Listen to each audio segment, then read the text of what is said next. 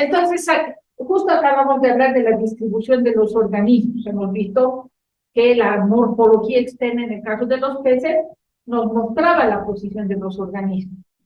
Entonces, ahí vemos justamente la distribución de los organismos en el ecosistema. Hace rato habíamos visto de los peces, pero aquí, ¿qué más estamos ya viendo?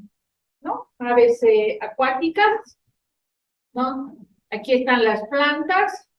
¿Qué está haciendo esta avecita? Está nutriendo el agua, está haciendo su sopa. ¿Quiénes están alimentando de sus nutrientes? Los primeros, ¿quiénes se están alimentando? Las plantas, ¿no? Las plantas. Es un aporte de nitratos, nitritos, ¿no? Y otros elementos orgánicos también, que van a alimentar a las plantas. Aquí está el famoso zooplancton, la damnia de la que he hablado. Esta la damnia, se nota bien. Y miren quién es este que se come al zooplancton. ¿Quién sería en el lago Titicaca? El ispi, ¿no? Y este de aquí, ¿quién sería? No. Ya, el carachi, ¿no? El que vive más hacia afuera. Este de aquí, ¿quién sería? El pejerrey, puede ser, ¿no? Que estaba mirándole al ispi para irse a comer. ¿Este quién sería? El Mauri, ahí sí estaría el Mauri, ¿no? Y este puede ser el Odestias. Dios, alguien por ahí está. Exacto, ¿no? Entonces, se dan cuenta, cada quien juega un rol importante. Las aves no necesariamente se comerán como en el caso de decir, como las gaviotas u otras aves que entran al agua y sacan un pez, ¿no? No tenemos eso en el lago Titicaca, pero las aves acuáticas juegan un rol importante. Aquí seguro Arturo no se ha enojado conmigo, pero es que en esta gráfica no había las ranas. Y bueno, juega un rol y él se va a encargar de explicarles. Entonces, les estaba diciendo, ¿para qué va a ser importante que recuerden la anatomía, la reproducción, los tipos de boca que está relacionada con el tipo de dieta, los sistemas digestivos? Es para eso. Entonces, una vez que sabemos dónde están distribuidos los organismos en el ecosistema, podemos armar grupos funcionales y estudiar a nivel de grupos funcionales. Alguien que se especialice, es decir, en plata y demás cosas, puede dedicarse toda su vida a estudiar el mono, el gorila, y toda su vida estudia el gorila, toda su vida hasta que se muere estudia el tigre, el de Bengala. Pero nosotros no estamos en esta situación. Entonces, también tenemos que diseñar estrategias de lo que acabamos de hablar, de lo que decía su compañera aquí, su compañera allá. Entonces, para no proponer solamente especies comerciales, no es que le voy a engañar al gobierno, sino le voy a presentar una estrategia metodológica de trabajar con grupos funcionales. Entonces, ¿qué es un grupo funcional? ¿Alguien sabe? Tienen que saber, la mayoría son biólogos. ¿Qué es un grupo funcional? Un grupo de organismos que presentan características parecidas. Muchas gracias. Otra vez más fuertecito, por favor. Son grupos de organismos que presentan características parecidas. Ya. No pueden ser de diferente especie, no importa, ¿no? Pueden ser diferentes especies, pero que, digamos, tienen el mismo estilo de reproducción. Pueden ser, por ejemplo, tenemos hipostomus, tenemos loricárides, todos son ventrales, tienen más o menos la misma forma del cuerpo, por lo tanto, comen delfín, ¿no? Entonces, los agrupamos a toditos estos, a eso se le llamaría gremio trófico. Como un gremio sindical, pero en este caso gremio trófico, ¿ya? O gremio reproductivo. Hay gremios reproductivos, por ejemplo, hay peces que tienen cuidado parental, ¿no? Como los cíclidos, ¿no? Estos cíclidos, por ejemplo, el macho cuida a los alevines, y muchas veces cuando hay alguna amenaza, incluso se los meten dentro de la boca para protegerlos. Aquí en la Amazonía tenemos los cíclides, que son, por ejemplo, Me olvidé el nombre, pero se me va a venir ahorita, ¿no? Pero son cíclicos. Es uno amarillo con un punto, es negro con amarillo, con lista, capísimo, por lo tanto, y tiene un ojo en la cola. Ahorita me voy a acordar su nombre. Sí, claro. Cicla monóculos es el nombre científico, no todo el nombre común. Tucunare, gracias. ¿No? Entonces, gracias. Y entonces aquí tenemos, dice, grupos de organismos alimenticios. Por ejemplo, todos estos van a ser peces, ranas, insectos, son los que van a alimentarse de este tipo, ¿no? Son depredadores.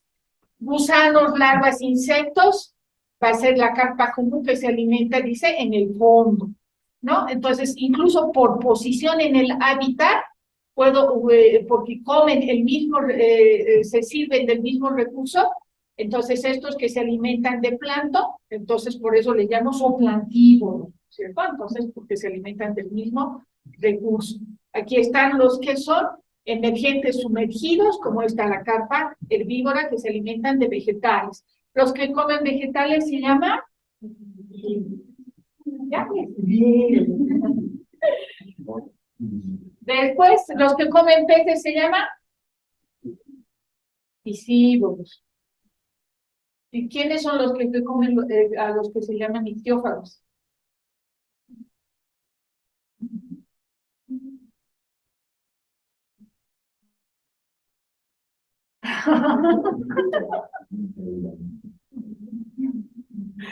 Y aquí, bueno, la carpa plateada, que en nuestro caso, es, bueno, aquí está el ispio y aquí está la carpa plateada que se alimenta del fitoplancton. En nuestro caso, en el lago Titicaca, están principalmente los cladóceros y los boiqueidos también, ¿no es cierto? Hemos dicho, agarra su órbita, ¿no? Y rodíferos también, que tienen unas microalgas, ¿no? Amiga.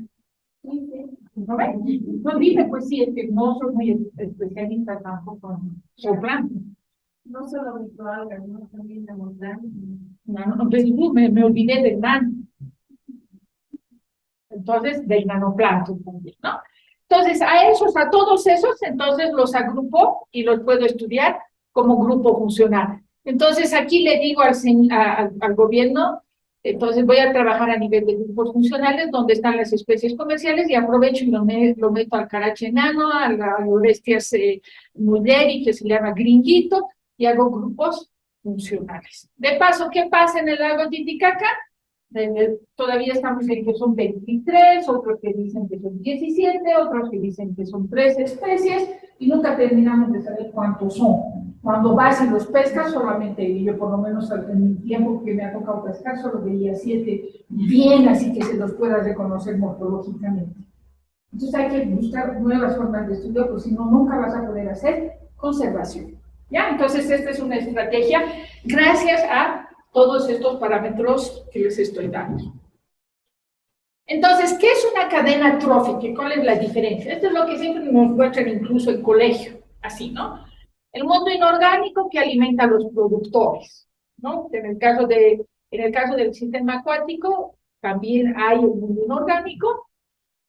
Después de los productores están los herbívoros que se comen a los productores, los omnívoros, obviamente los carnívoros y los carroñeros, ¿no? Que en el caso de los lagos también se los conoce como detritivos. Entonces, eso es una cadena a lo que se llama cadena trófica. Aquí tenemos ya un ejemplo de esa pirámide, ¿no? Terrestre, cuando es así. Este se come a este es comido por este es comido por, se alimenta de de este. Cuando es así, realmente voy a estudiar solamente esta parte, ¿no? Bien definida con mis especies, entonces le voy a llamar cadena trófica, ¿no? Y aquí tenemos en la acuática, ¿no?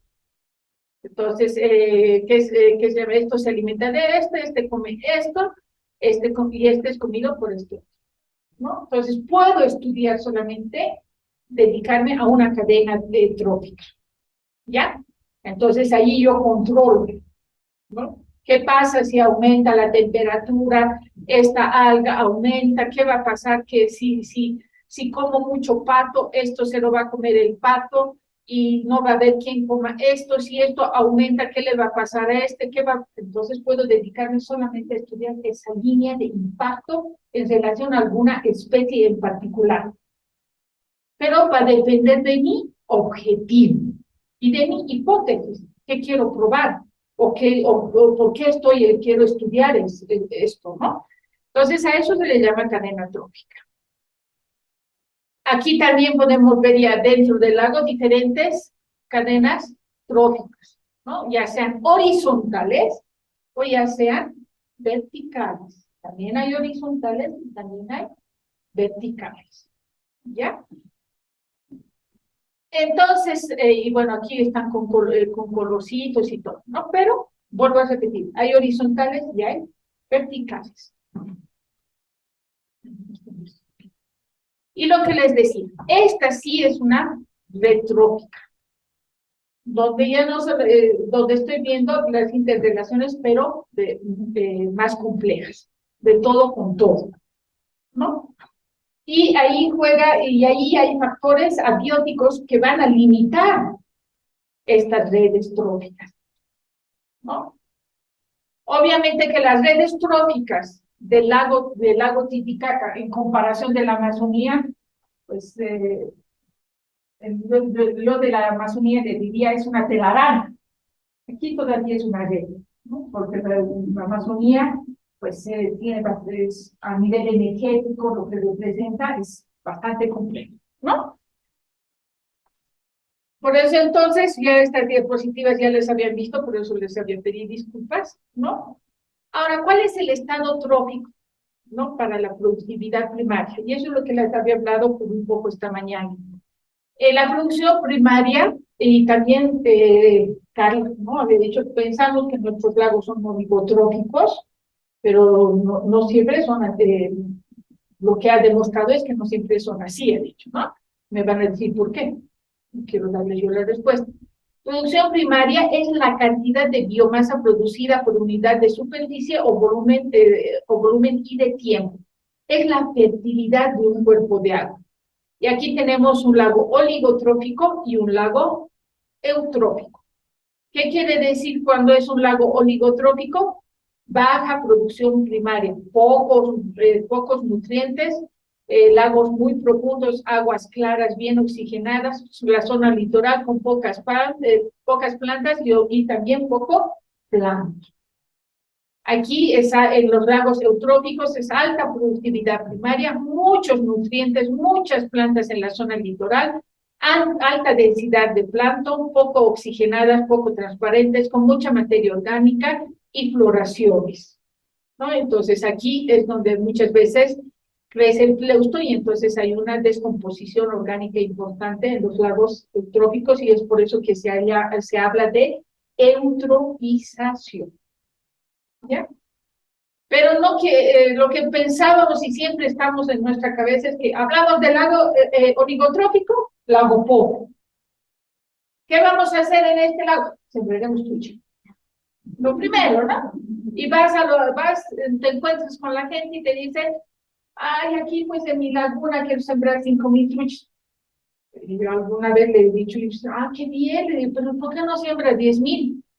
Ah, puedo, dice. Entonces, ¿qué les responderían ustedes? La contratan a Paola, ¿no? A Paola la contratan como consultora en el Ministerio de Medio Ambiente y le mandan para que haga el estudio de las lagunas de altura para sembrar trucha. ¿Cómo tú dirías cuántas truchas hay que sembrar ahí? Es una densidad de 100.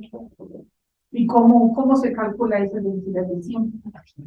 ¿Por qué no 3,000? ¿Por qué 10,000? ¿Por qué 5,000? 5,000 porque tengo 5,000. Tengo que cada funcionario 1,000 pesos, entonces tengo 100 pesos y tengo esa plata. Pero voy a sembrar 3,000 porque no me alcanza la plata. Lo mismo con la pata terrestre, ¿no? ¿Cuántos camélidos vamos a fomentar la producción de camélidos, ¿no? Ok, de ovejas, claro, todavía el plan de proporcionar ovejas machos alfa y ovejas de no sé qué raza para producir eso en el altiplano. ¿Eficiente? ¿Eficiente? ¿Por qué va a ser eficiente en el altiplano darles eso? Él ha dicho que la oveja es buena para el altiplano. Y sin embargo es un biólogo o un agrónomo que está trabajando en eso. Entonces, ¿por qué lo mismo pasa en los lagos? ¿Por qué voy a seguir comentando la viticultura? ¿Bajo qué criterio?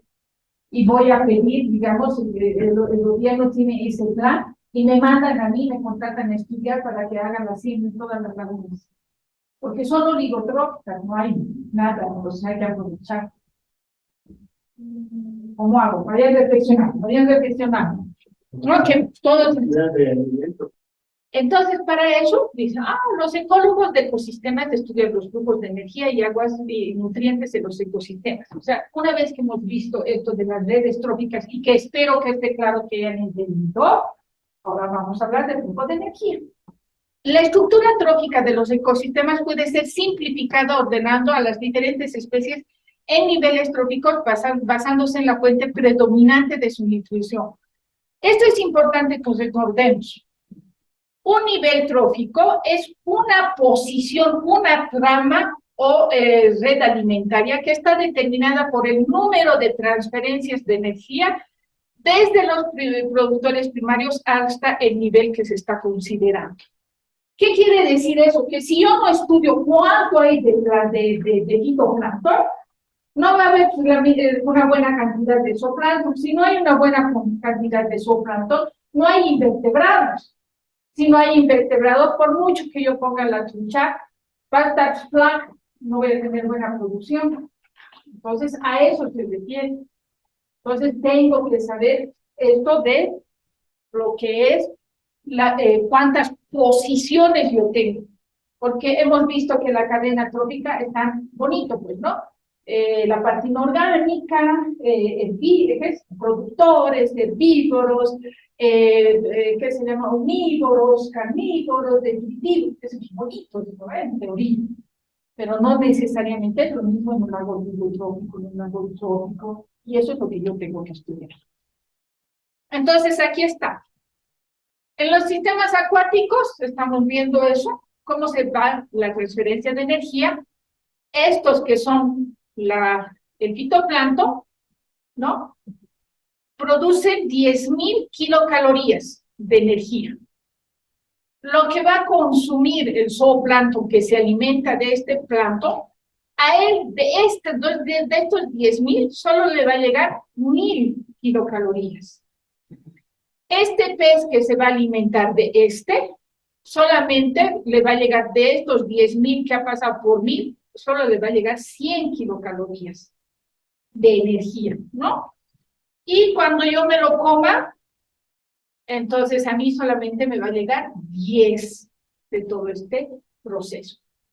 Después vamos a analizar justamente qué pasa si hay poco de esto.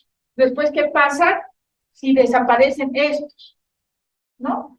Y bueno, y todos estos, ¿por qué no llega todo?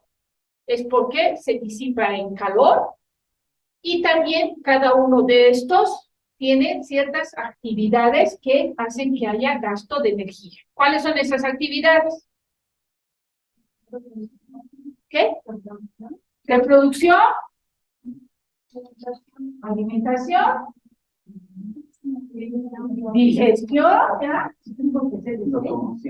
Cuidado, me digan bailar, ¿verdad? ¿No? Ya, entonces, por eso no llega toda la energía, porque cada uno de los niveles tróficos bien utiliza también energía para crecer, reproducirse, hacer hojitas, hacer hacer hojas, dedicarse a tener huevos, ¿no? Entonces, esas cosas.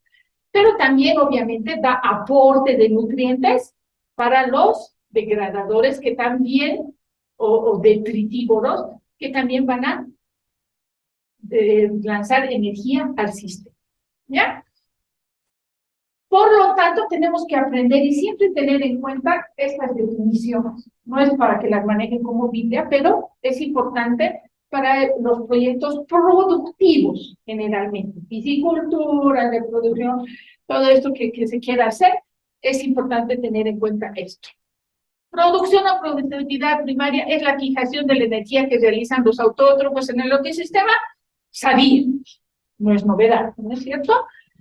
Tasa de producción primaria es la cantidad de energía fijada en el intervalo de tiempo dado. ¿En qué? En cada nivel trófico, en cada trama trófica. Producción primaria bruta, PPB, es la cantidad total de energía fijada por todos los autótrofos en el ecosistema. Producción primaria neta, PPN, es la cantidad de energía que queda luego de que los autótrofos han satisfecho sus propias demandas energéticas. Por lo tanto, en palabras simples, producción primaria bruta, es lo que te dice, ¿no?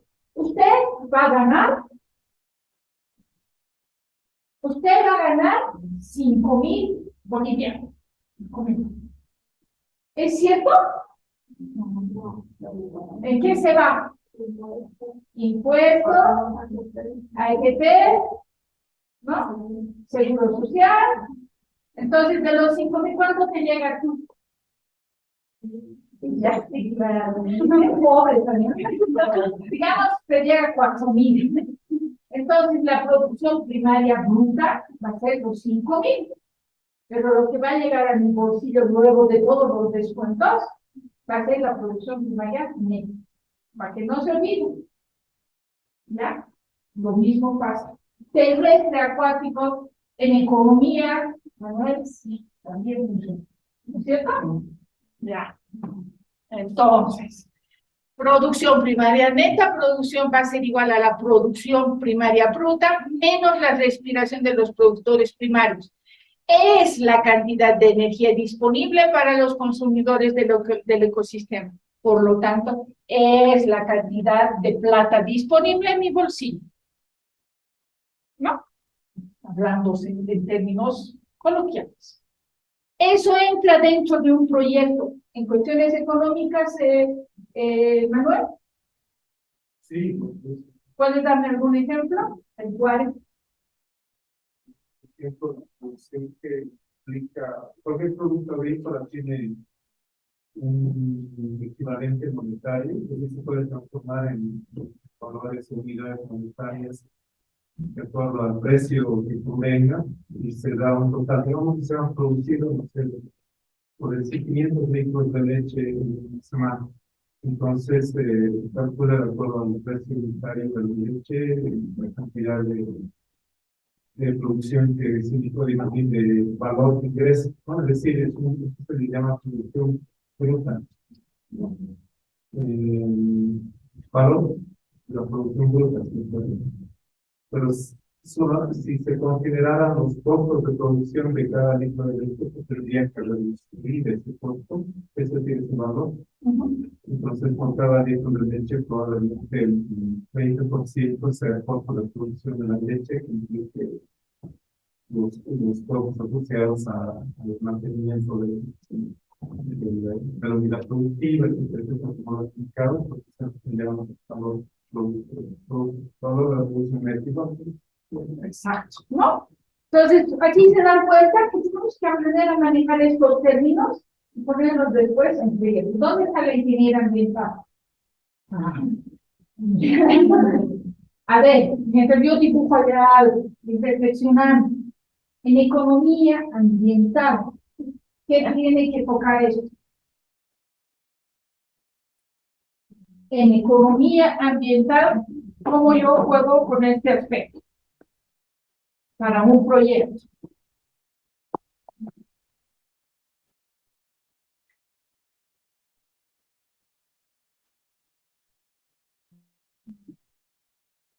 Entonces, aquí yo voy a ir haciendo mi proyecto de producción de trucha. ¿Qué insumos voy a tomar en cuenta? Número de trucha. Generalmente es lo que hacemos, ¿no? Número de truchas. Después, ¿qué más hemos dicho? Ese número de truchas. Tengo que, perdón, gracias. Ese número de truchas, tengo que ver la entrada, que es alimento. Esto tiene un precio. Aquí tengo que ver un aspecto, digamos que lo voy a poner como flecha de salida biológico, que está relacionado a tiempo de engorde. El tiempo de engorde está relacionado a cuándo va a estar lista mi trucha para ser vendida. Kilos aceptables, ¿no? Entonces, ese es el biológico, ¿no?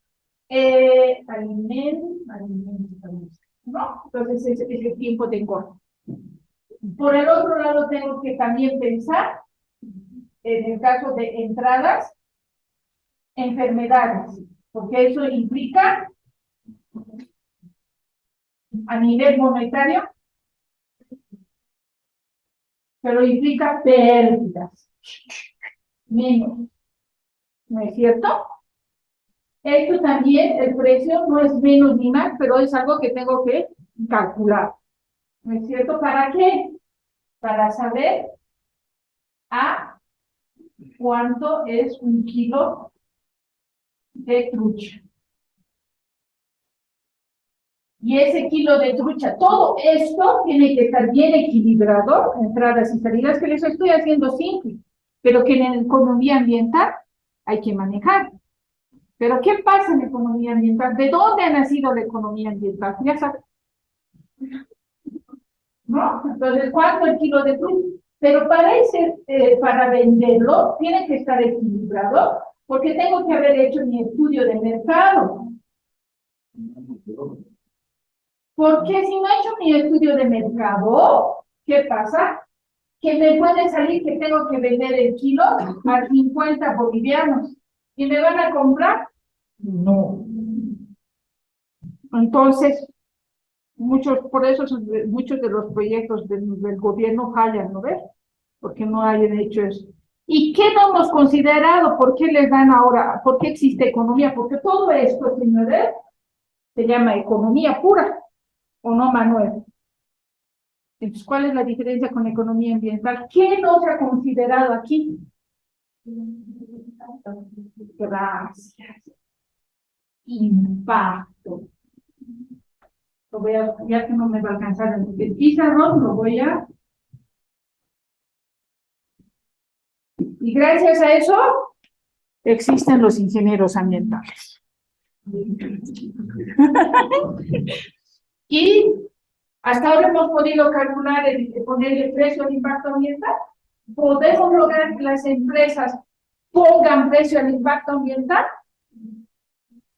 ¿Alguno de ustedes se les ha podido calcular, siquiera intentar calcular? En otros países ya se está hablando de estos impuestos, ¿no? Exacto, también, ¿no? Pero no es algo fácil, no es algo sencillo, ¿no? Menos mal que los biólogos no lo hacen, que tocan. Ese agua no me quiere la... Son fotos de drones que ponen. No sé qué era, Eric, lo que han movido hace rato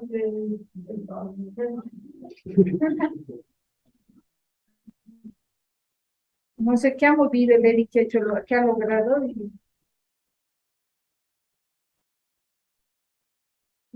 Me dices nomás, Arturo, cuando Hay tiempo, David. hay tiempo, porque me puedo emocionar harto. Yo puedo pasar a hablar hasta de Rusia. Excelente. El lente no parece que estuviera bien centrado, ¿no?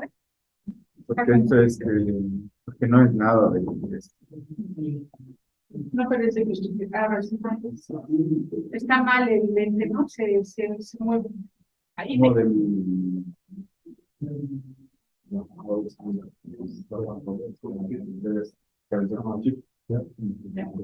Sí, Que te traigan. Sí, que traigan. O que nos dejen usar el maestro. Ya, seguiremos entonces. Entonces es algo, ese sería, no quiero entrar en ese detalle de los impuestos ambientales, porque eso es otro tema. Pero solo se los menciono porque ya tenemos que empezar a tener la responsabilidad hasta de considerar eso dentro de los proyectos productivos a los que podamos pertenecer. ¿Ya? El impacto a la red trófica, etc. Entonces, seguiremos. ¿Qué factores controlan la tasa de producción primaria en los distintos ecosistemas? Han visto lo que ha dicho Darío. La temperatura y la humedad. Julio les ha preguntado esta mañana cuántas estaciones tenemos. A ver quién era la que diga bastante. A ver cuántas estaciones tenemos. 2. ¿Cuáles eran? Húmeda y seca. No podemos patinar porque no hay el invierno. ¿No? Entonces, la temperatura, hemos visto que los rangos de variación son muy amplios, ¿no? Entonces, es bastante diferente a los sistemas templados la forma de funcionamiento de nuestros habitantes.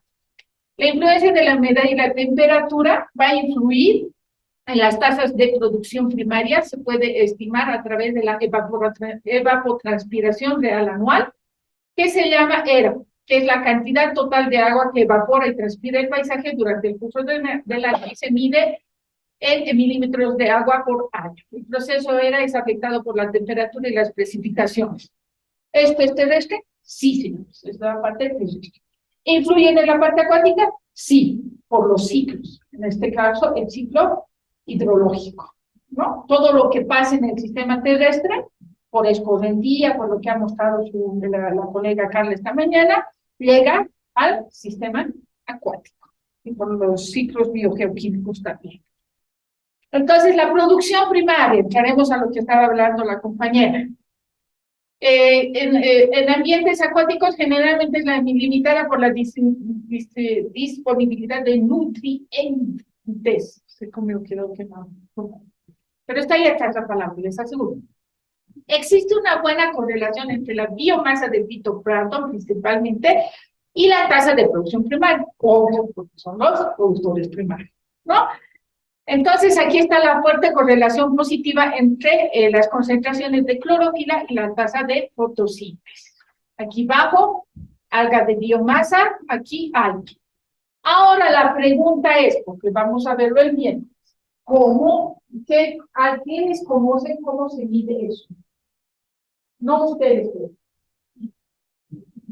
No, o sea, yo no Gustavo, que no conteste el Gustavo ni vosotros.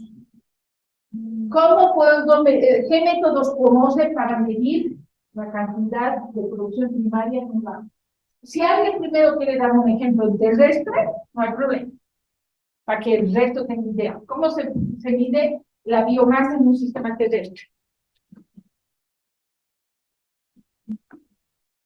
Oxana, andamos mal entonces. ¿Cómo se mide la producción primaria terrestre? ¿Cómo sé que mi cultivo ha dado, que tiene que ha tenido buena producción?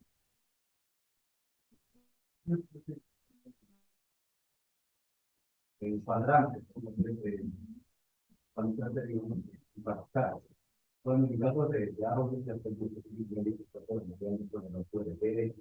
Ya. Muy bien, muy bien.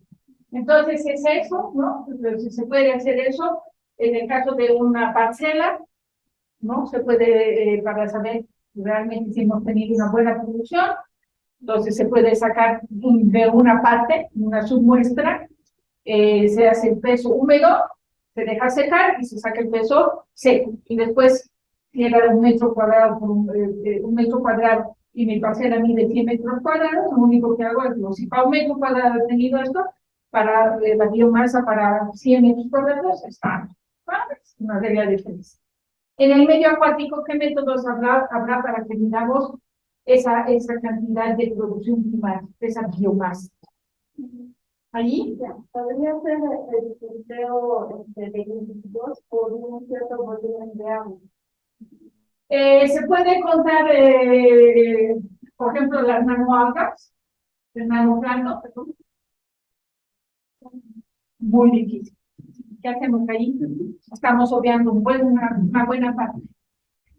Vivi, quiero escucharte hablar. Ahora sí. Puedo usar un problema. Ya, más fuerte, por favor. Puedo usar un problema. Ya, ¿qué hago? ¿Cómo hago? Como necesitarlo, una cantidad. Ya, pues, saco un poco de agua, una cubetita, lo meto en una maquinita y leo la cantidad y me va a lanzar las máquinas sofisticadas, ¿no? Me va a lanzar la cantidad de clorofila que hay en el ecosistema. Esté el nano, esté el nino, lo que quiera. El José, el Pepe también. Entonces, están todos. La pregunta, ¿se puede hacer con la cantidad de oxígeno dispuesto? Igual, De la biomasa. de la cantidad de clorofila. La biomasa, una cosa es el oxígeno, pero no te olvides que las plantas también respiran. Y cuando respiran, lanzan dióxido de carbono. Entonces, allí, ¿no?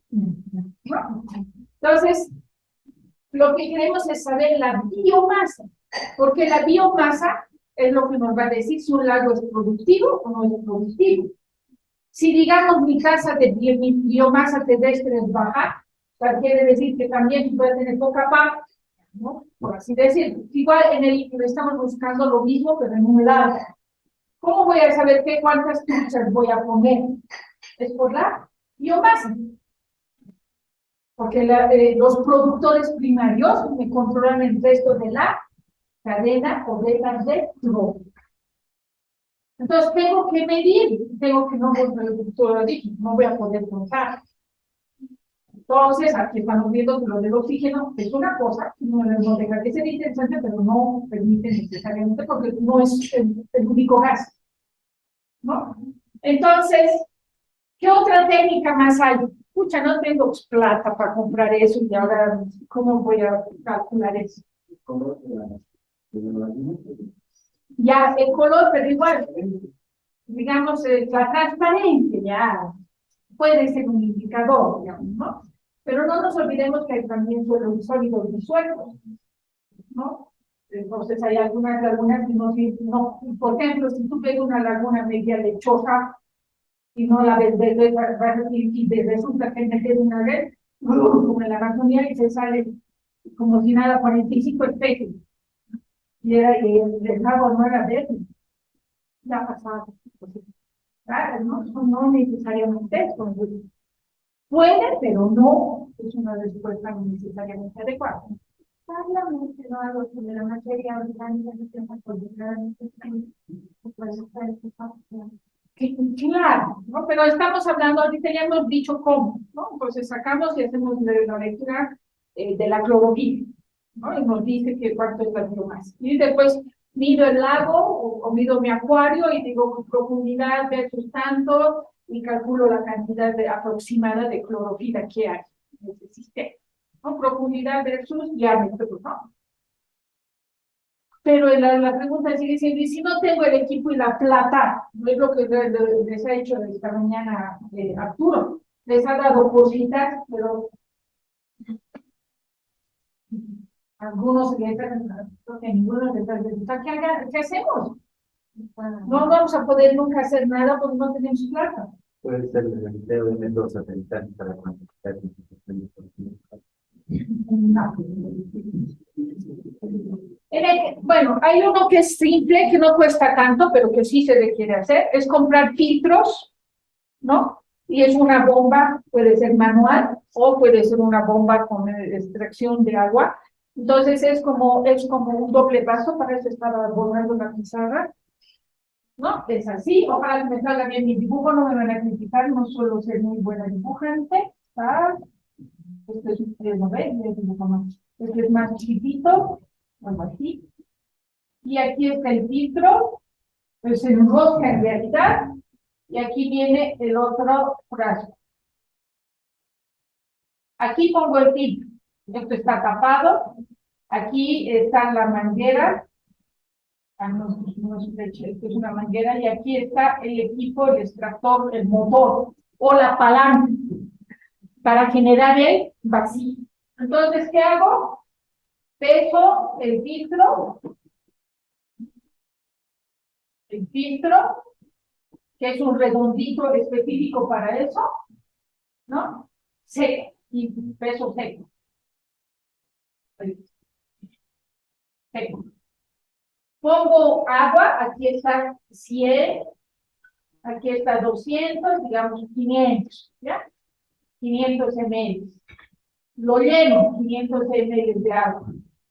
Y con la bomba. La clorofila se va a quedar aquí en el filtro y aquí va a pasar el resto del agua que bombeamos. Entonces dejo que se seque este filtro y esto pesaba, digamos, 0,5 gramos. Con las algas va a pesar 1,5 gramos. En otra laguna va a pesar 3 gramos. ¿La laguna A es más productiva o la laguna B es más productiva? ¿Sí? ¿Está más incluso? No, ¿qué pasa si tienes el sólido disuelto de expresión? ¿Cómo se para el Ah, no, eso es otra, es una buena pregunta. Pero ¿por qué me preguntas tú era ellos? Ya, no, es buena pregunta, ¿no? Muy buena pregunta. Ya, pero ¿cuál es la laguna más productiva? ¿La A o la B? ¿Quiénes votan por la A? ¿Quiénes votan por la B? ¿Quiénes no votan por nada? Vean los indecisos. ¿Cuál es la más productiva? ¿La que tiene 3 gramos o la que tiene 1,5?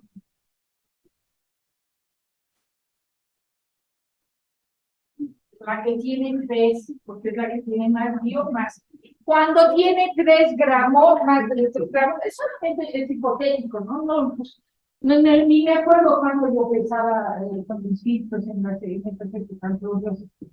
¿no? Pero este sistema, por si acaso, existe a la venta y es más barato que una máquina, que un aparato, ¿no? O si incluso manualmente. Claro que cuando hay una que tiene laguna, no funciona el manual, se rompe incluso el pin. ¿Qué no complica el mismo?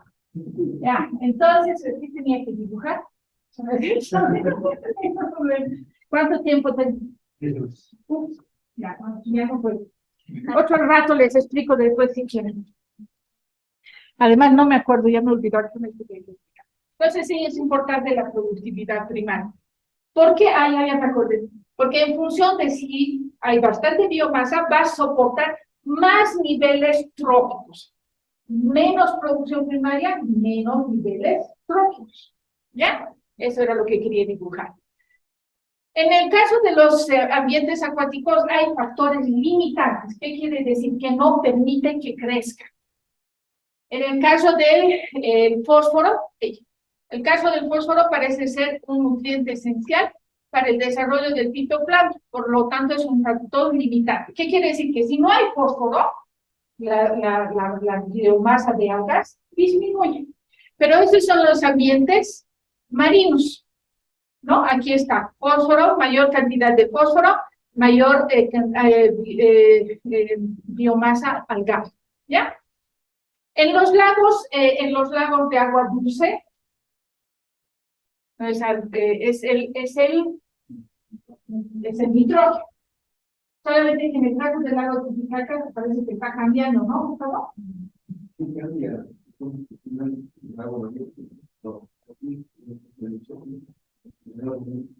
Es más el nitrógeno. Sí, entonces en los ambientes salinos es más el fósforo y en los ambientes de agua dulce es más el nitrógeno, pero como ustedes han visto, cambia, ¿no? Entonces es un factor limitante. ¿Qué quiere decir? No hay mucho, también no va a haber mucha alga. ¿Ya? Entonces esto ya les había explicado en la anterior vez, entonces lo voy a pasar. Ahora, ¿qué factores afectan el reciclado de nutrientes? Hemos dicho de que a nivel terrestre son la temperatura y la humedad, Y aquí tenemos lo que habíamos ya dibujado, más o menos, es todo lo que va a ser, que es el ciclo biogeoquímico. Influye el intercambio con la atmósfera, el intercambio de gases, influye los aportes alóctonos y los autóctonos también, desde los sedimentos, por ejemplo, por lo tanto va a ser el reciclado. Por lo tanto, vamos a tener, por un lado, lo que pasa dentro del sistema acuático, que son los ingresos, estos de arroyos, de aguas subterráneas, de los sedimentos, del intercambio de la atmósfera, de la vegetación costera, son los ingresos, pero también hay los egresos, que en este caso son la respiración, el oxígeno que es liberado, también la energía y todo lo que hemos visto anteriormente, ¿ya? Entonces, ese es el ciclo de nutrientes. Y aquí está lo que estaba hablando, me preguntaba su compañera, de aportes no naturales. Aquí estamos dando comida a la trucha, digamos, ¿no? Que es la comida a la trucha. Entonces, no naturales, ¿por qué? Porque estamos usando alimento concentrado para peces. Mira, aquí hay yuca, aquí hay plátano, hay vaca, hay oveja, ¿no? Entonces, todo eso es lo que hay que considerar en esos aspectos. Por ejemplo, en el caso del lago Titicaca, no vamos a poder hacer un plan de conservación si no tenemos un mapeo y un estudio socioeconómico del uso de tierra e incluso un análisis espacial en tiempo de cómo ha cambiado y aumentado la agricultura o la parte pecuaria, por ejemplo. ¿Por qué? Porque todo eso está entrando al lago.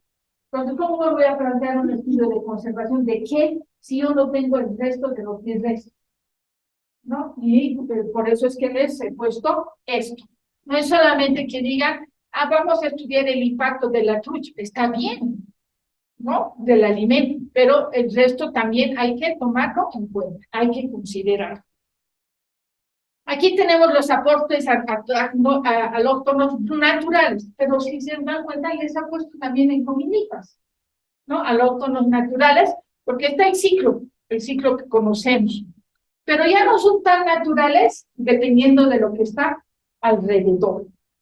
Ese es el problema, por eso es que lo había puesto en comillas, pero eso es lo que normalmente debería pasar, sin influencia del hombre, pero casi en ningún lugar no vive el hombre. Entonces, bueno, el ciclo de nutrientes allí, para repetir, atmósfera, productores primarios, consumidores, materia orgánica, suelos. Ahí tenemos el reciclado, que depende de los factores bióticos y abióticos. Por lo tanto, va a depender, como acabo de decirlo Gustavo, no va a ser lo mismo en el lago mayor que en el lago menor, porque el lago mayor, por lo tanto, va a depender de la morfometría, de la profundidad, de la línea de costa, de los aportes alóctonos, del clima, del viento, de la temperatura, del tipo de organismos. ¿Qué quiere decir esto? Que un lago, como en este caso vemos, que es profundo, no se va a mezclar de la misma forma que una laguna que no tiene la misma profundidad. La cantidad de veces que se va a mezclar un lago profundo no es la misma de la cantidad de veces que se va a mezclar una laguna. Y obviamente no estamos haciendo ríos en este caso, pero aquí tenemos que en los ríos varía, ¿no? No es lo mismo la mezcla de nutrientes. Sin embargo, también hay otros factores, y con esto termino, es que los consumidores pueden influir en la tasa de producción primaria de los ecosistemas, tanto acuáticos y terrestres. A estos dos controles, cuando son factores físico-químicos, o sea, solamente abióticos, físico-químicos, se les llama controles he practicado toda la mañana para no trabajar bottom up, ¿no? Y en el que es de abajo hacia arriba, mejor si lo digo en español, ¿no? Y tenemos la influencia de los consumidores, o sea que si hay controles biológicos en los ecosistemas, se denominan controles top-down, de arriba hacia abajo. Entonces, pero teníamos que hacer jugar un rato, pero rápidamente. ¿Quién? Por un café extra. Aquí dice actividad 1, explique la gráfica. Y quería que trabajemos en grupo, pero no va a dar el tiempo. Ya está explicada, aquí dice fertilizados, antes de ser, este es un lago control, este es un lago que ha sido fertilizado. Entonces ya está explicado, me van a decir, esto es antes, esto es después de la fertilización y cuando la fertilización se ha parado, ¿no? Entonces, si el lago control no ha variado. ¿Qué ha aumentado? La biomasa de algas, cuando ha sido fertilizado. Le he puesto bosta de vaca y mi lago se ha fertilizado. Pero mi pregunta aquí en la gráfica donde les pedía que expliquen, una vez que se ha parado la fertilización, ¿por qué empieza a subir? Esa es la pregunta en la gráfica. ¿Por qué empieza a subir?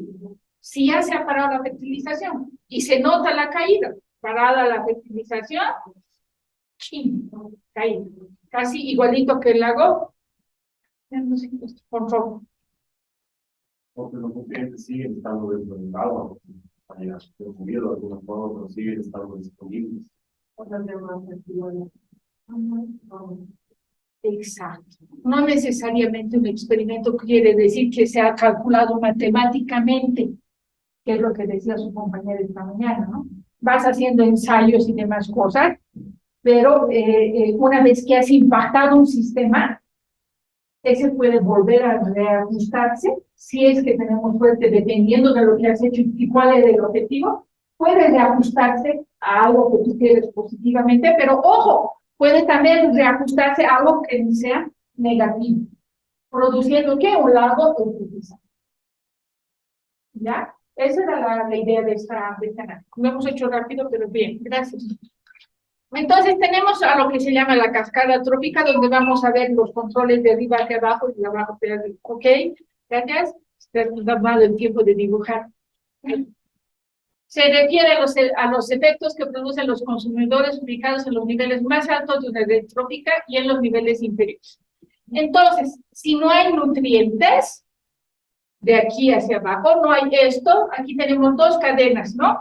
Una que se come todo esto, pero también que si hay peces se va a comer todo esto.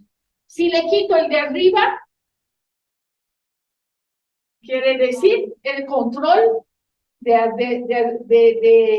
¿cómo se llama? De arriba hacia abajo. Si algo que desaparezca, por ejemplo, como ha desaparecido el manto, entonces habría más ISPI, habría más otras cosas de lo que se alimentaba en el manto. Pero hemos metido trucha y pejerrey. ¿Alguien ha hecho el seguimiento de eso? No, el impacto sobre las especies nativas. De paso, estas especies se han vuelto competitivas, porque cuando son juveniles, igual que el carachi o el carachi amarillo o el carachi agassiz, consumen lo mismo que ellas consumen. O sea, no solamente son depredadores, sino también son competidores. ¿Qué pasa si hay baja cantidad de nutrientes? Reduce esto, reduce esto, reduce esto y tal vez no haya eso, ¿no? Entonces, eso también puede llegar a pasar, lo mismo de este lado. Entonces, de abajo hacia arriba es el control, este sería el control de abajo hacia arriba. Me había pasado mi minuto. Entonces, solamente para terminar, aquí decrece esto, aumenta. Aquí decrece el ISPI, aumenta la damia. Entonces, aumenta la damia, decrece el fitoplancton. Eso sí es que no hubiera el pejerrey o como en el caso del humano. Y bueno, era la actividad 2 y los ciclos de nitrógeno. Ya no tiene preguntas.